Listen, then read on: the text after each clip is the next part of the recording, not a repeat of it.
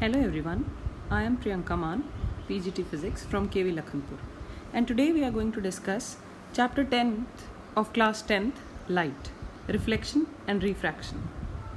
And the first thing is, what is light? Light is a form of energy which enables us to see this beautiful world, but here we are talking about only the visible part of the EM spectrum. हम सिर्फ EM spectrum के visible part की बात कर रहे हैं. In EM spectrum, we have large number of waves which are coming from the sun. So sun is the ultimate source of energy. Our universe is made up of matter and energy. हमारा पूरा universe matter और energy को मिला के बना है, जिसमें से light is a form of energy. And in are EM spectrum, as you can see in this image, we are talking about the visible part only, this part, with the help of which we can see this beautiful world. But there are large number of waves which are coming from the sun, and all are electromagnetic waves. They all move with the velocity of light, that is 3 into 10 raised to power 8 meter per second. The wavelength of the visible light lies between 400 to 800 nanometer, and 1 nanometer is 10 raised to power minus 9 meter. But there is one thing which is strange about light. Do you know what it is? It behaves both as particle as well as wave, so it is having dual nature. Light के कुछ phenomena explain किए जा सकते हैं अगर हम ये मान लें that light travels in the form of particles which are known as photons. But some phenomena are explained if we consider light to be in the form of wave, like water ripples when you throw a stone in the pond. Light behaves as a particle, and you can observe the behavior of light as a particle if you consider reflection, जैसा कि आप अपने mirrors में देखते हैं अपनी image formation, refraction and scattering of light. ये सब एक्सप्लेन किए जा सकते हैं if you consider that light behaves as a particle, whereas it behaves as a wave if you consider the phenomena like interference and diffraction. And its example is when you throw oil on the surface of water, you can see different colors. That can be explained if you consider the wave light to be wave nature. But in this chapter we will focus on the straight line motion of the light, and that is particle nature of the light. So the first phenomena is reflection. Reflection क्या है? हम अपनी daily life में mirrors में, water में इस phenomena को observe करते हैं. And reflection simply is bouncing back of the light in the same medium when the light falls on a reflecting surface. Light का अपने ही मीडियम में वापस चले जाना जब वो किसी भी रिफ्लेक्टिंग सरफेस पे फॉल करती है. Then we have laws of reflection. Laws of reflection explains the behavior of light after it reflects from any interface.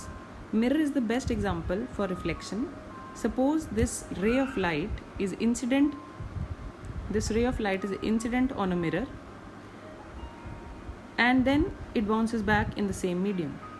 This straight line is the normal drawn. So the first law of reflection says that the incident ray, the reflected ray, and this normal all lie in the same plane, which means कि जब भी कोई light किसी भी plane में incident होती है तो वो टकरा के उसी प्लेन में वापस चली जाती है, बाउंस बैक कर जाती है. Second and the most important law is the angle of incidence is always equal to angle of reflection. जिस भी एंगल से लाइट फॉल करेगी, यानी सपोज अगर लाइट फॉल करती है 30 डिग्री से, तो वो 30 डिग्री से ही बाउंस बैक कर जाएगी. And suppose if a light is falling making an angle of 0 degree with the normal, then it will be bouncing back by the same angle. So a line which is perpendicular on the interface will reflect it back perpendicularly. जब भी light किसी भी interface से टकरा के वापस जाती है तो हमें इमेज फॉर्मेशन मिलती है, यानी हमें वो चीज़ दिखाई देती है. For example in case of mirror, in case of mirrors in your vehicles, water में या फिर आप एक स्पून ले लो अपनी किचन में से, उस स्पून में भी आपको अपनी इमेज दिखाई देगी, but the image formation is different in different cases. So let us discuss the image formation.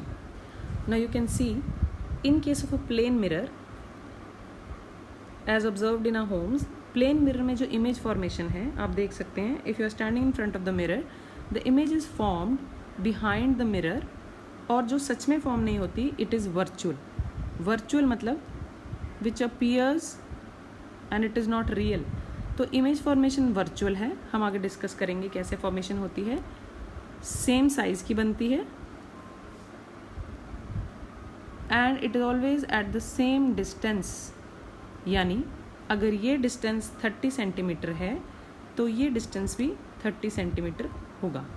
And remember, virtual image is always erect. Erect का मतलब हमेशा हमें सीधा ही दिखेगा. तो जो वर्चुअल इमेज होगी वो हमेशा इरेक्ट होगी. But there is only one difference. In case of a plane mirror सिर्फ इमेज फॉर्मेशन में एक फ़र्क होता है. Can you tell me what is the difference? कभी आपने एम्बुलेंस, अगर आपके व्हीकल में पीछे से एम्बुलेंस आ रही हो तो आपने देखा होगा उस पर उल्टा एम्बुलेंस लिखा होता है, because it forms the image which is laterally inverted. यानी हमें लेफ्ट का राइट और राइट का लेफ्ट दिखता है. So that is the case in case of a plane mirror. Rest all is the same. यानी प्लेन मिरर में virtual image होगी, सेम साइज़ की होगी, सेम डिस्टेंस पे होगी, इरेक्ट होगी, but the difference is it will be laterally inverted. Next mirrors are spherical mirrors. Spherical mirrors are obtained from the curved portion of spherical glass surface, polished either from inside or outside. अगर हम उसको बाहर से polish कर दें, as you can see in this first diagram, these are known as concave mirrors. यानी in this case अगर raise fall करेंगी then they will be reflected from the inside portion. inside से रिफ्लेक्ट होंगी. and you can remember it क्योंकि ये केव जैसा है. as you can see it is drawn like this. तो केव जैसा कॉनकेव, और उससे ऑपोजिट पॉलिश कर दें तो वो बन जाएगा कॉन्वेक्स. यानी अगर हम अंदर से पॉलिशिंग कर दें तो जो भी रेज होंगी वो बाहर से टकरा के वापस चली जाएंगी. So these are known as convex mirror. इस डायग्राम से आपको और क्लियर हो जाएगा. बट द क्वेश्चन इज़ कि ये मिरर्स यूज़ कहाँ कहाँ होते हैं. तो ये मिरर्स हम बहुत जगह यूज़ करते हैं. Like they are used as shaving mirrors, they are used in reflectors vehicles में, सोलर कुकर्स में यूज़ होते हैं. ENT डॉक्टर्स यूज़ करते हैं मैग्नीफाइड देखने के लिए. हमारे व्हीकल्स में आगे ये मिरर्स लगे होते हैं. टेलीस्कोप्स रिफ्लेक्टिंग टाइप में these are used. So there are so many applications of these mirrors. Now from this diagram you can see concave mirror जो केव जैसा, यानी जिसकी बाहर की साइड पॉलिश की हो, और कॉन्वेक्स मिरर जिसकी इनर साइड को पॉलिश किया हो. And there are some terms which will be used and you can see in this diagram. वो लाइन जो first thing is the centre of curvature, यानी जिस स्फेरिकल पार्ट में से इसको कट किया है उसका centre is known as the centre of curvature. A line which is passing from this centre of curvature is known as principal axis.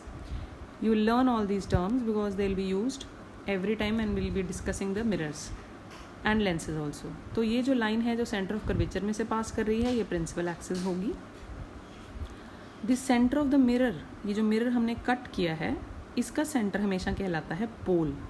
And remember all the distances are always measured from the pole. P से C तक का जो distance है वो कहलाएगा radius of curvature, denoted as capital R. So this is capital R, radius of curvature. Now as drawn in this diagram, अगर हमारे पास image जो बननी है उसके लिए जो ऑब्जेक्ट है इट इज़ इन्फिनिटी, तो हम पैरेलल रेज ड्रॉ करते हैं. And you can see first is the concave mirror. और अगर रेज कॉनकेव मिरर पे फॉल करती हैं which is polished from the outside, तो रेज इस मिरर पे टकराएंगी और वापस आ जाएंगी. So they will be reflected back as you can see, and they will meet at a particular point. Similarly, in case of convex mirror, the rays will fall on this mirror and they will be reflected back. अब जो line पोल में से पास करती है will be deviated back like this. Now in the first case, यानी concave mirror के case में rays actually meet कर रही हैं. If the rays actually meet, then we say that the rays are converging at a point, इकट्ठी हो रही हैं एक पॉइंट पे. But in case of convex mirror it appears as if the rays are diverging from a point, ये rays जो हैं एक पॉइंट से डाइवर्ज कर रही हैं, आप कह सकते हो बिखर रही हैं. And the point where all the rays actually meet is termed as focus. तो इसको हम कहेंगे focus, denoted as capital F. Similarly in case of concave convex mirror also, this point जहाँ से रेज डाइवर्ज कर रही हैं इज नोन एज फोकस. तो कॉनकेव मिरर को कन्वर्जिंग मिरर कहा जाता है, ये आपने याद रखना है, और कॉन्वेक्स मिरर को डाइवर्जिंग मिरर कहा जाता है.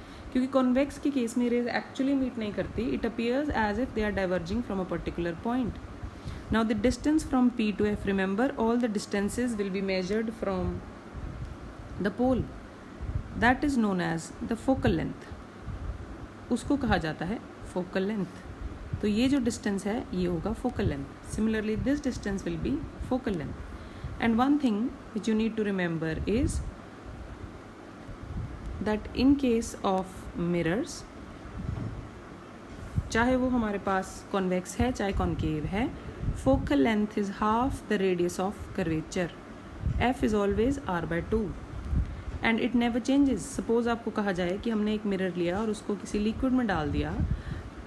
Suppose you have a mirror and you will place it in a liquid, then how the focal length will change? So your answer will be there will be no change. There will be no change in the focal length, क्योंकि focal length हमेशा depend करती है radius of curvature पे. Now as you can see in both these diagrams, the first mirror is concave mirror.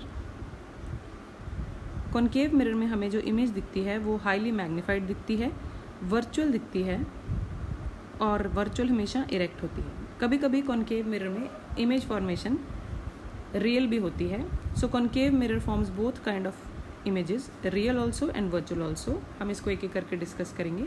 And in case of convex mirror, अब जो हमारे vehicle में आगे मिरर लगा है आप देख सकते हो, उसमें एक वाइडर व्यू मिलता है और इमेज फॉर्म्ड हमेशा वर्चुअल होती है और स्मॉल साइज की होती है. सो you'll remember that in case of convex mirror, the image formed is always virtual and of small size. So in the next video, we'll be going to discuss the image formation in detail. Now this is the activity for you.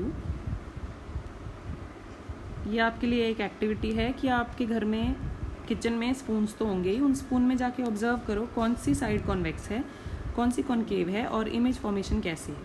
Okay.